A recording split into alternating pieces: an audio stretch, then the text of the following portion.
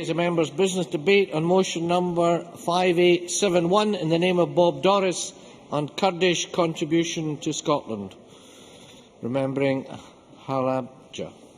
This debate will be concluded without any questions being put, and I would invite members who wish to speak in the debate to press the request to speak buttons as soon as possible. Mr Doris, if you would like to open the debate, please, 7 minutes. Thank you, Presiding Officer. I would like to begin by welcoming my Kurdish constituents from Glasgow, in particular a young man, Mr Shaka Sata, who has inspired me to secure this debate in Scotland's National Parliament. It may be a politician opening this debate, but it's very much the Kurds of Glasgow that have brought this to the Parliament here this afternoon. I also welcome Kurds from various parts of Scotland and from across the UK and beyond that are here today, and I thank you for your support. I know that this debate has generated much interest in Kurdistan and in Kurdish communities around the world, and I want to say a few words to pay respect to them. Emma Serburzin ba Kurdakani Scotland, Bashtari Kurdakan Lakomogai Imada Gringa Boman, Scotland Hurjis Karasata Tirsna Kakani Halubja Anfal Liad Nakat Kabuna Hoi Hatini Shmariki Zori Kurd Bo Wolat Kaman. I hope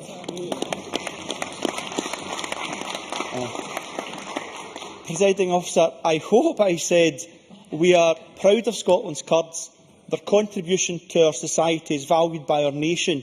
Scotland will never forget the horrific events at Halabja and the brutal Anfal campaign that brought many Kurds to our shores. This debate is an opportunity to pay tribute and thanks to them and for all they do for Scotland. It is also important that we stand in solidarity with Scotland's Kurds and recognise the pain and suffering that led many of them and their families to come to Scotland in the first place. As it is now 25 years since the horrors of Halabja and Anfal, it is both right and timely that Scotland shows that solidarity today. Presiding Officer, we must all do what we can to prevent such genocide, such acts against humanity, ever happening again. Never forgetting these events and recognising them as genocide, for me, is fundamental to ensuring that this is indeed the case. Indeed, 2 other motions before the Scottish Parliament seek to do likewise. The genocide has been recognised. Firstly, in 2005, the International Court of Justice in The Hague did recognise it. In 2007, they again said at an appeal there was genocidal intent. Between 2007 and 2010, the Iraqi Supreme Court ruled that the 1988 attacks on Kurdish population constituted genocide. That genocide has been acknowledged in the Swedish, Norwegian and Westminster parliaments by members there. On the 16th of March 1988, indiscriminate rocket, phosphorus and napalm attacks fell upon Halabja. Chemical weapons likely to have included mustard gas, various nerve agents and cyanide were carried by Iraqi MiG and Mirage fighters. Up to 5,000 Kurds died and 10,000 were injured. Most were women and children. Many died instantly. Others didn't, however. They died painfully afterwards from their injuries, in some cases much, much later. No one can ever quantify the physical pain and mental anguish of those that survived. However, the long-term effects, they can be quantified, such as, for instance, Presiding Officer, higher probabilities of miscarriage, infertility, birth defects, blood malignancies and cancer. Al-Anfal in 1988 was part of wider attacks on Kurds over a 2-year period, from March 1987 to April 1989. Kurds were forced to endure great pain during this period. This evil campaign was led by Ali Hassan al-Majid, notoriously known as Chemical Ali, Saddam Hussein's first cousin.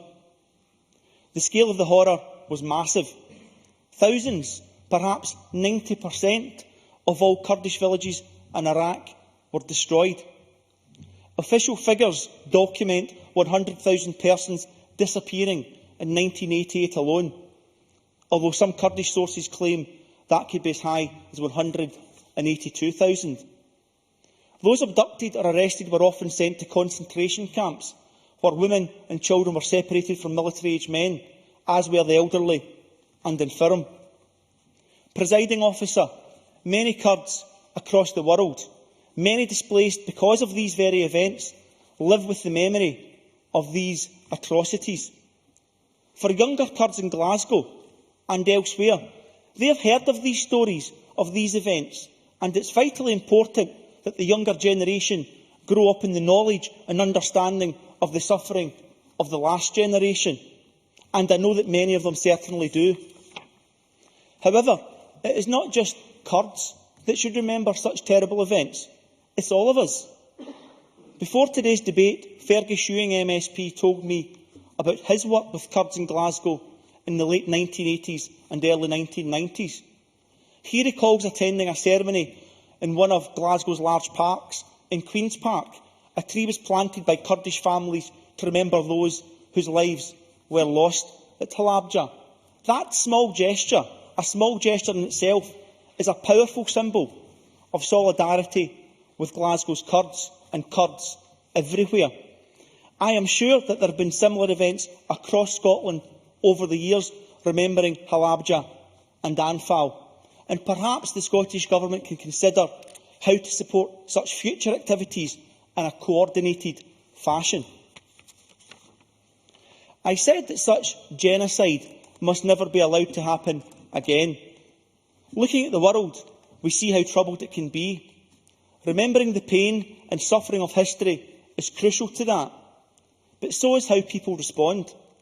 Peace and mutual respect are vital ingredients to that response also.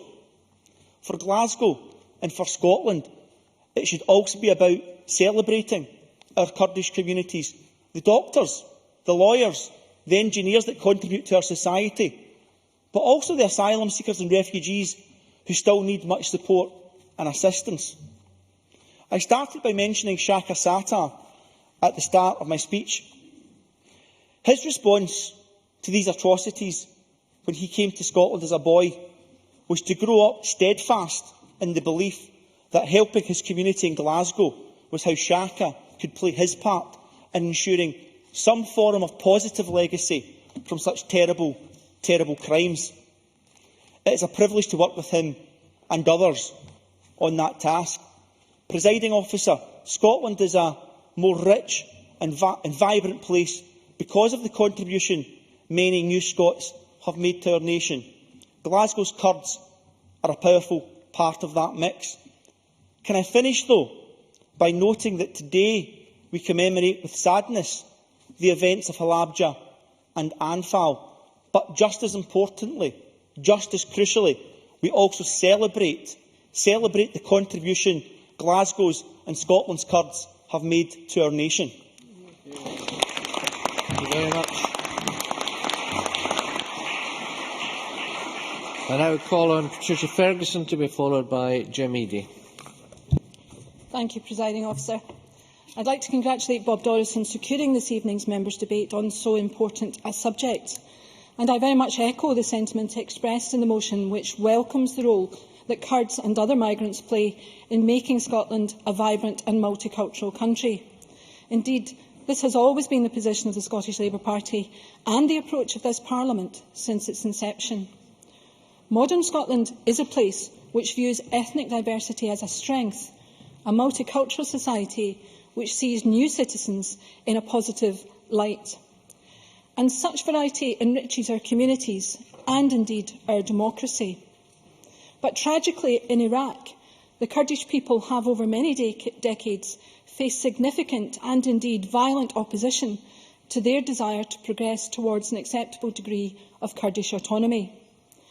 As far back as 1960, Kurds led by Mustafa Barzani were engaged in heavy fighting against successive Iraqi regimes. In 1970, Iraq did announce a peace plan providing for Kurdish autonomy, but of course it didn't last. And by 1974, the Iraqi government had begun a new offensive against the Kurds. During the Iran-Iraq war in the 1980s, the regime implemented anti-Kurdish policies and a de facto civil war broke out. Shamefully, although the Iraqi regime was widely and rightly condemned by the international community, it was never punished for its actions. Not for the deportation of thousands of Kurds to central and southern Iraq, nor for the complete destruction of villages, nor even yet for the mass murder of thousands of Kurdish civilians. The member's motion rightly focuses our attention on the notorious attack on Halabja in northern Iraq on the 16th of March 1988. This atrocity was perhaps the most infamous episode in a genocidal campaign waged between 1986 and 1988 by the Iraqi regime. They do not deserve the name government, so I don't intend to use it. And they waged this against the Kurdish people.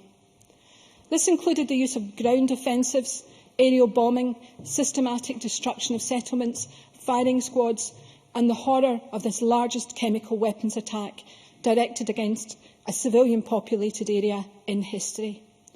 And we should never forget the attack, which killed up to 5,000 people and injured up to 10,000 more, predominantly civilians, because thousands more died of complications, disease and birth defects, as we've heard, in the years after the attack. It is right that the member's motion reminds us that the attack in Halabja was part of the larger Anfal campaign led by the bloody tyrant Saddam Hussein. It is also right that this Parliament welcomes the 2005 Hague decision that formally recognised the 1988 attack as genocide, just as the UK, Swedish and Norwegian parliaments have done. Hopefully, such an approach will help to generate awareness of what the Kurdish people have endured in their struggle for democracy. Presiding Officer, in a meeting last year, I had the pleasure of meeting some representatives of the Kurdish government, courtesy of my colleague Hanzala Malik, and also the privilege of being able to take part in an interview with Kurdistan Television. And I think this helps to demonstrate how things have begun to change since the fall of Saddam Hussein, because conditions for those in Iraqi Kurdistan have changed.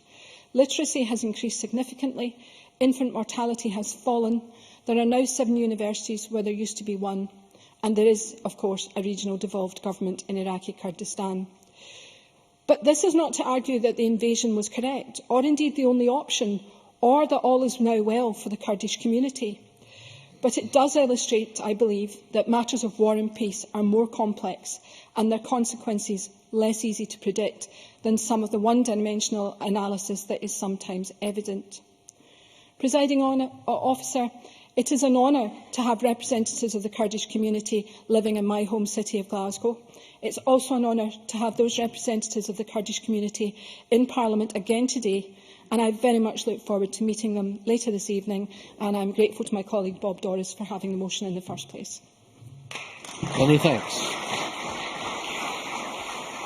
Now Colin Jamedia to be followed by John Lamont. Thank you, Presiding Officer. I too congratulate Bob Doris for securing this debate on a subject of international importance and for affording our national parliament the opportunity to mark the tremendous contribution which the Kurdish community makes to Scotland.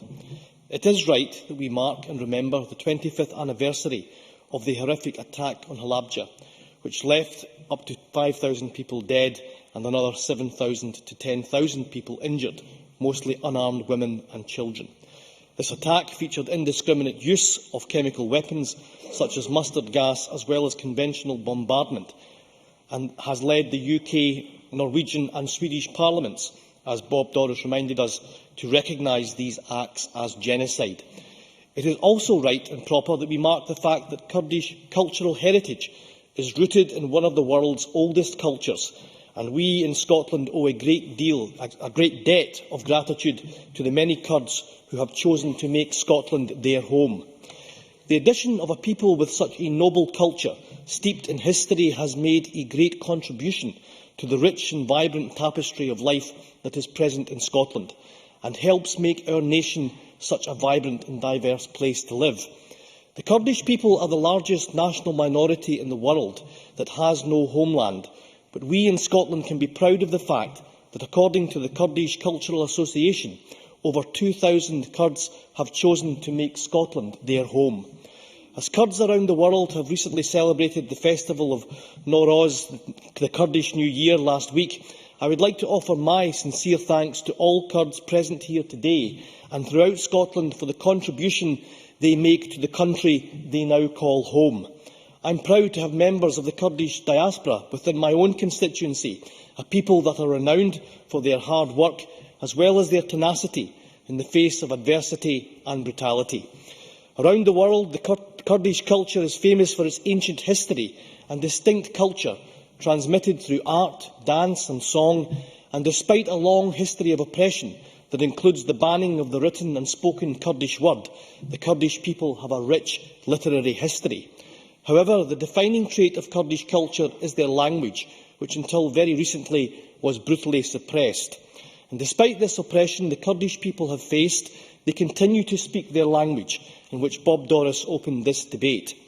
Scotland is a country that celebrates cultural diversity, and this is particularly true in our cosmopolitan capital. We are proud that the Edinburgh Kurdish Society have been based here since 1993, and we benefit greatly from the addition they make to the local community. One recent event saw the Edinburgh Kurdish Society open their doors to people of all cultures and creeds to share ideas and discuss how greater links could be forged between the many cultures that are present in Scotland. There are many similarities between our two lands that we recall this evening, not least the fact that the Kurdish national dish of saroup, made from all the best bits of a sheep, sewn up with various herbs and spices, bears more than a passing resemblance to our own national delicacy. As was pointed out by Bayan Sami Abdul Rahman, the Kurdish regional group's High Representative to the UK, we both have a population of 5 million. We too are proud of our highlands and landscapes. We have devolved administrations and are rich in natural resources. The Scottish Government have been proactive in fostering close ties between Kurdish and Scottish officials. Meetings between the First Minister and Karim Sinjari, the Kurdistan Regional Government's Interior Minister, focused on developing areas of future cooperation, from education, health, policing, energy and business to culture and heritage. Scotland has already provided some police training in Kurdistan, and Mr Sinjari and Cabinet Secretary for Justice, Kenny MacAskill, have already discussed ways to take this forward and to widen cooperation. Presiding Officer, once again I congratulate Bob Doris for bringing this debate to the Chamber, and along with members of all parties look forward to deepening the relationship between the Scottish and Kurdish peoples and to embracing the Kurdish community as a vital and valued part of a vibrant and multicultural Scotland. Many thanks. Now call on John Lamont to be followed by Hanzala Malik. Thank you, Deputy Presiding Officer. And I too begin by congratulating Bob Doris for securing this evening's debate, as well as welcoming those in the gallery who have travelled here to be with us in the Scottish Parliament tonight. I must say, however, that it is with mixed emotion that I make my speech this evening. Reflecting on the atrocities, such as those systematically inflicted on the Kurdish people since the early 1980s, is never something to savour. However, this evening's debate provides us with an opportunity to remember those crimes, to learn the lessons that we can, and importantly, to celebrate the Kurdish people, their future and their contribution to Scotland. Firstly, Deputy Presiding Officer, to remembering, it's 25 years and 10 days ago that the skies above Halabja rained bombs, both conventional and chemical, on its innocent inhabitants. An estimated 5,000 civilians were massacred over the two-day bombardment, with a further 10,000 injured, some of which in the most unimaginable ways.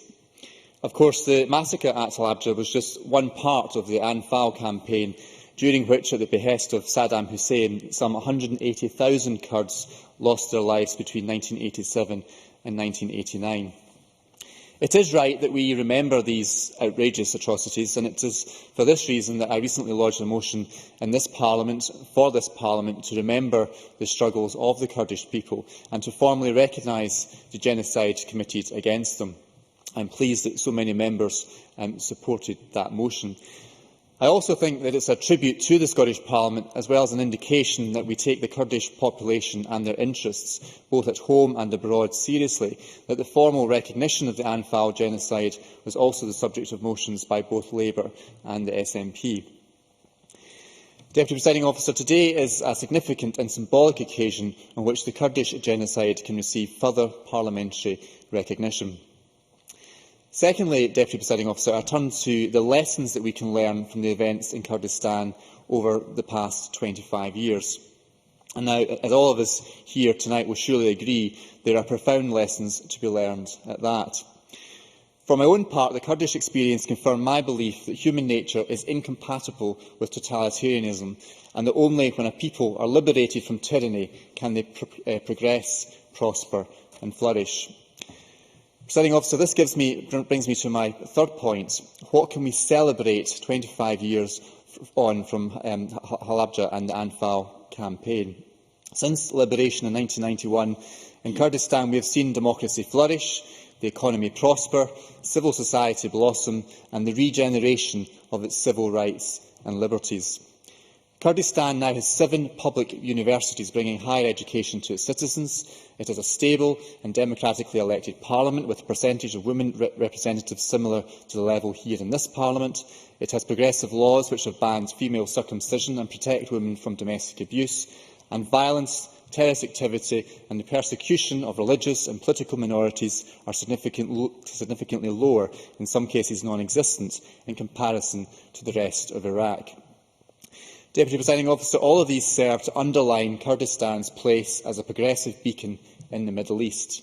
And tonight serves as an opportunity to celebrate Scotland's links with Kurdistan, both internationally in the relationship between our two parliaments and governments, but also nationally with Kurds who live and work in Scotland.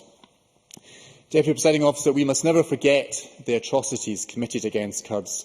Atrocities which led the head of the Iraqi Graves Commission to remark that there is another Iraq buried under Iraq. Tonight's debate allows us to remember, to learn and to celebrate. Thank you. Thank you. I now call on Hanzala Malik, after which we'll move to the Minister for the closing speech.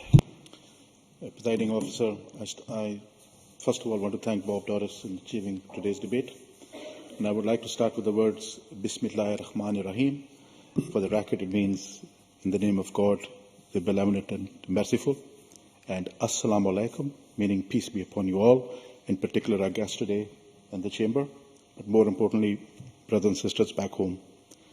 I too would like to add my voice to urge the Scottish Government to formally recognise the genocide against the people of Iraqi Kurdistan and to encourage the European Union and the United Nations to do likewise, as many others seem to have escaped prosecution.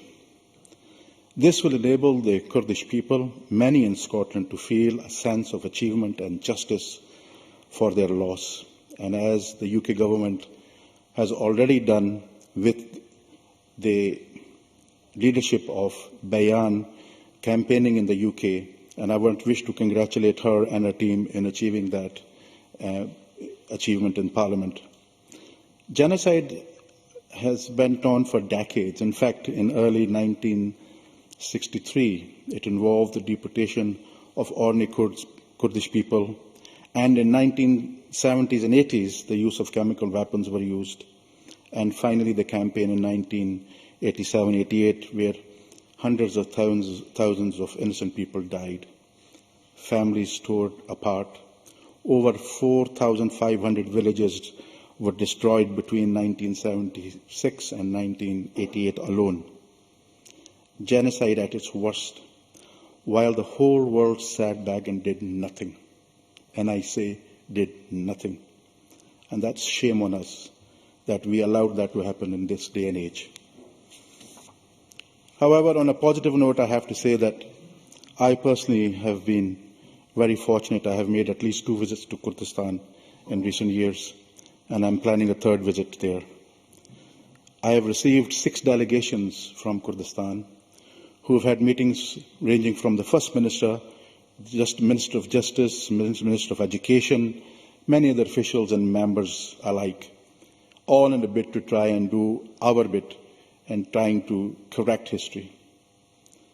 I have done at least 2 reports in Kurdistan. I have presented the First Minister with one of those reports, and there's a 3rd report being done just now, in trying to explore how we can recognise areas of support and how we can offer support to our friends in Kurdistan. We're looking at education, possible university campuses in Kurdistan, and of course students coming to Scotland to study. And it's already been mentioned that we're looking at law and order and policing. I had the privilege of visiting the training centre in Erbil, and I have to say that I was very impressed with the level of training and, more importantly, the feel that I was getting from young students who actually felt an ownership, and they were feeling that they can actually work with the community rather than be dictated and be abused by the police force. A new concept in policing. We also looked at water supplies and water treatment issues, gas and oil energy exploration. And finally, Presiding Officer, we are now exploring the possibility of ministerial visits to Kurdistan, once again in a bid to try and bridge the gaps between our communities. Kurdistan is very similar to Scotland, approximately 5 million population, a mountainous region. But the shame of all of this is that the genocide that took place, it was the innocent people that suffered. People who were trying to make a living, scratching a living on barren, hard land with no irrigation facilities, targeted from poison gas and weapons. I still can't understand how they got away with it. I still don't understand why we human beings allow this to happen internationally. Of course. Bob Doris. Mr Malik for giving way. I agree with all the sentiments expressed by Hanzala Malik. The European Union and the United Nations were mentioned. I believe that genocide should be formally recognised by both those institutions, but not just for an end in itself, because rather than individual parliaments recognising genocide, the strength of the United Nations in particular would be the entire international community who turned their back on the people of Kurdistan would be formally recognising the genocide there, and that would be a powerful, cathartic experience for the international community to make sure such events never happen again. Hanzala Malik. Thank you for that contribution. I agree with you, and that's the reason why I suggested that we need to ensure that the UN actually takes this on board, because we continuously see genocide taking place around the world, and I think we really need to say enough is enough, and we really need to learn lessons. And I think young parliaments like the Scottish Parliament has an important role to play to add its voice to all the world governments to say, we too wish this to happen. We too want you to take this on board. Thank you very much. Thank you very much. I now call on Humza Yousaf. Minister, 7 minutes, please.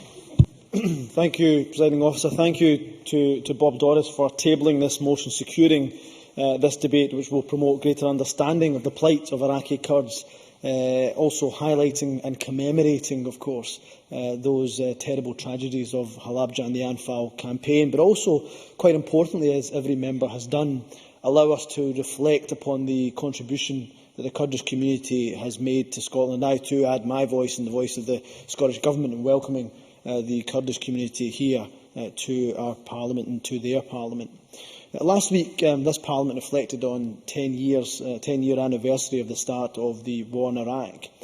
And when coalition forces entered Iraq looking for those weapons of mass destruction, they found mass graves concealing men, women and children, all killed for nothing but their ethnicity. Last week also, as members have said, marked the 25th anniversary of the Anfal campaign, the last and most well-known phase of persecution against the Iraqi Kurds in 87-88. It is estimated that 180,000 people perished in a systematic ethnic cleansing programme, and as was said by Hanzala Malik, perhaps many more that we do not even still to this day know about. Instigated, of course, by Saddam Hussein and the Ba'athist regime against the mainly Kurdish population in northern Iraq.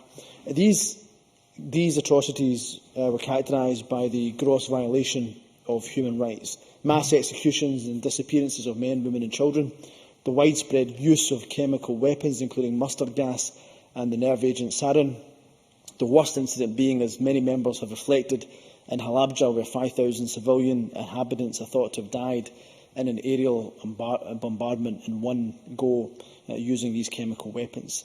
The destruction of 2,000 villages, as well as dozens and dozens of towns and administrative centres. Huge numbers being imprisoned without just cause other than their presumed sympathy for the Kurdish. In 1993, the Human Rights Watch report on the Anfal campaign against the Iraqi Kurds concluded this crime far transcended legitimate counter-insurgency and included the murder and disappearance of tens of thousands of non-combatants due to their ethnic national identity. There can be no doubt, Presiding Officer, this was ethnic cleansing. The events of 87-88 are a tragic example of a man's inhumanity and act as a reminder that Scotland's strong and enduring commitment to human rights cannot be taken for granted. It places a responsibility upon us as a nation to ensure that other countries develop and maintain that similar commitment. The Scottish Government's international work also reflects upon Scotland's enduring social democratic values. We also use our international engagement as an opportunity to help increase respect for and understanding of human rights worldwide, not through arrogant lecturing, but of course through mature, even-tempered discourse with our international partners. We have ongoing dialogue with states at ministerial and official level raising human rights where appropriate in a diplomatic and culturally sensitive fashion. I mention that, Presiding Officer, because, as was mentioned by John Lamont and others indeed across the chamber, that not everything is necessarily rosy. Things are improving, of course, in northern Iraq, but still not everything is rosy, and there still are human rights abuses that are regularly flagged up. Developing these relations with those countries then helps further increase our understanding of shared world values. I'd like to take a moment to reflect, as others have done, on Scotland's and Kurdistan's relationship that was mentioned by, again, many members, Jim Eadie, John Lamont and also Hanzala Malik, as well as, of course, Bob Doris, really giving their own personal accounts of how that relationship has built, be it from visits, inward delegations, or indeed by the fact that they have members of the Kurdish community in their constituencies and in their regions. Scotland and Kurdistan do share many commonalities. Population of 5 million, oil, water and gas being our main natural resources, and we are both located north of a perhaps more populous neighbour. The Scottish Government hosted 2 interns from the Kurdistan Regional Government on a work placement in 2011 in order to help Kurdistan develop its understanding of devolved government procedures. Ministers have also met with representatives of the Kurdistan Regional Government, as was mentioned, to explore areas in which our two countries can work together and where Scotland can share her expertise in the fields of business, finance, education and engaging with the diaspora. And I do welcome that role, as others have done. I do welcome that contribution that the Kurdish diaspora and other populations make to Scottish society.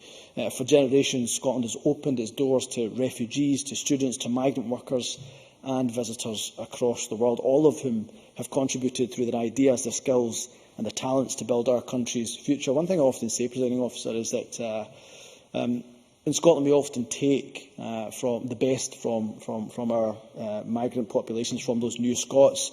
And I always say that cuisine is one of the things that benefits the most. And I always say that from the Italian community we took spaghetti bolognese, from the Pakistani and Indian community we took chicken tikka masala, and it seems Jim Eadie has perhaps suggested and alluded to that we've taken haggis from our Kurdish population. That might be a controversial thing to say, but indeed we take from the best, and we have taken much from our Kurdish community. We don't see here in Scotland, we don't see ethnic, religious and cultural diversity as anything to be threatened by. Rather, we see it as something to be embraced as contributing to making Scotland a safer and stronger and more inclusive society. Presiding Officer, this debate is about remembering those who did no crime but were subjected to the worst punishment. In the modern day and age we live in, it can be easy, I think, to become desensitised to violence and to tragedy. However, the stories of the most profound human suffering cannot help but affect us all. Presiding Officer, let me conclude this debate by assuring members that the Scottish Government recognises that immense suffering of the Kurdish people during this terrible period in history. Members will be aware, getting to the substance of perhaps one element of this motion, is that members will be aware that foreign affairs are, of course, a reserved matter for the UK Government. But I am pleased that the Scottish Government will be passing this motion, be debating this motion with consensus from across the parties that welcomes the 2005 Hague decision that formally recognised the 1988 attacks as genocide, and that actually the decisions and joins this Parliament also joins in with the UK Parliament, the Norwegian Parliament and the Swedish Parliament to do the same. But having said that, we also know that foreign affairs are, of course, reserved. And at a recent debate, Alistair Butt, the House of Commons, in the House of Commons, the FCO Minister Alistair Butt said that genocide was not a term for the UK Government to decide upon, but a legal decision to be taken in international fora. The UK Government's current position, we believe, is not sufficient, and I believe that's something that they recognise themselves. So I therefore commit to work with the Scottish Government, to work with my colleague Bob Doris, the leaders within the Scottish Kurdish community, to impress upon the UK Government that a route to appropriately recognise the Anfal campaign internationally should be found in a more robust response forthcoming from the UK Government. There is no question in my mind, to conclude, Presiding Officer, in the minds of decent people around the world, that the people of Iraqi Kurdistan were the victims of the most unspeakable crimes perpetrated by a vicious and evil regime, a regime which had no hesitation in committing crimes against humanity and slaughtering the innocent simply because of their identity, language and desire from fear and oppression. The Anfal campaign is a stain on our collective conscience that we must never allow it to happen again. Thank you very much. And that concludes this debate, and I now close this meeting of Parliament. Thank you.